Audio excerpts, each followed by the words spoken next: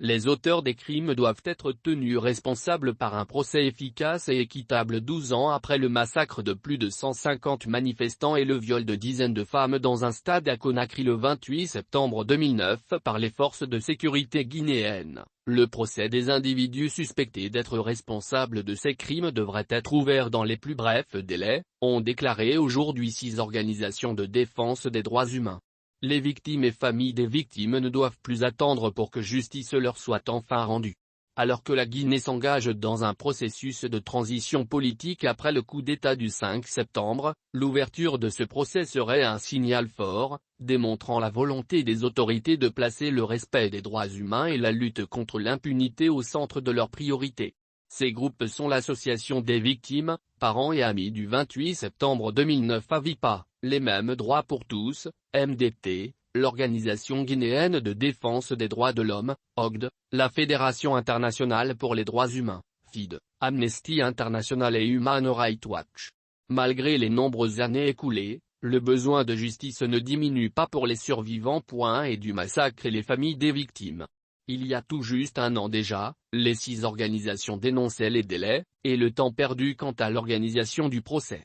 Leur attente est même insupportable alors que l'instruction est clôturée depuis fin 2017, et que le gouvernement guinéen a promis à plusieurs reprises l'organisation du procès dans les plus brefs délais, au plus tard en juin 2020. Les organisations restent préoccupées par le manque de volonté affiché à organiser ce procès en Guinée. Ces derniers mois, le comité de pilotage pour l'organisation du procès du massacre du 28 septembre, composé des autorités et de partenaires internationaux, avait relancé ses travaux et adopté une feuille de route.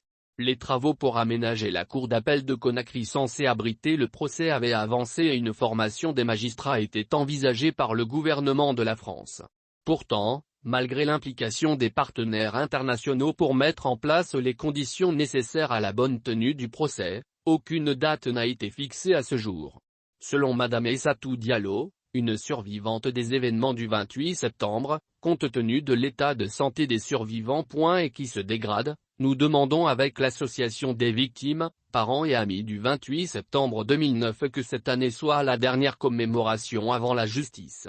Il est impérieux que le procès soit organisé et que les réparations soient accordées avant que toutes les victimes ne meurent.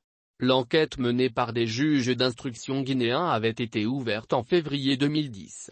Plus de 13 suspects ont été inculpés, et 11 d'entre eux sont censés être renvoyés au procès. Parmi eux figure Moussa Dadi Camara, actuellement en exil au Burkina Faso, l'ancien chef de la junte appelé Conseil national pour la démocratie et le développement, qui gouvernait la Guinée en septembre 2009. Certains suspects inculpés occupaient des postes d'influence jusqu'au récent coup d'État, notamment Moussa Tieboro Camara, chargé de la lutte contre le trafic de stupéfiants et le crime organisé. Les organisations suivent avec attention la période de transition politique dans laquelle la Guinée est entrée, à la suite de la prise de pouvoir par le Comité national pour le rassemblement et le développement, CNRD, le 5 septembre dernier, et réitère le rappel pour le respect des droits humains et des libertés fondamentales de tous les Guinéens. Alors que le chef du CNRD, Mamadi Doumbouya, a annoncé que la justice sera la boussole qui orientera chaque citoyen guinéen, les organisations appellent à ce que la lutte contre l'impunité soit au cœur de l'action des autorités. Il est plus qu'urgent, pour la Guinée, de mettre fin au cycle de l'impunité, qui a profondément marqué l'histoire du pays depuis plus de 60 ans. Nos organisations rappellent que le droit international stipule que les États doivent offrir des recours effectifs aux victimes des violations des droits humains et que toute absence de justice ou adoption d'une amnistie pour des crimes graves n'est pas compatible avec ces exigences, ont déclaré les organisations. Il est également essentiel que les nouvelles autorités garantissent la protection des défenseurs des droits humains et activistes qui n'ont que trop subi des violations de leurs droits aux libertés d'expression et de réunion pacifique depuis des années. Les nouvelles autorités devront faire de la justice une condition sine qua non de leur action, ont-elles ajouté. La Cour pénale internationale, CPI, avait ouvert un examen préliminaire sur la situation en Guinée en octobre 2009. La CPI, conçue comme un tribunal de dernier recours pour les crimes les plus graves, prend le relais lorsque les tribunaux nationaux ne peuvent pas ou ne veulent pas instruire et juger ce type d'affaires.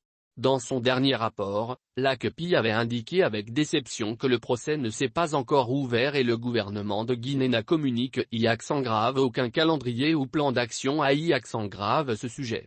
L'ACPI avait indiqué que les autorités guinéennes doivent démontrer, dans les prochains mois, qu'elles ont la volonté et la capacité à la fois de lutter contre l'impunité et de prévenir de nouveaux cycles de violence.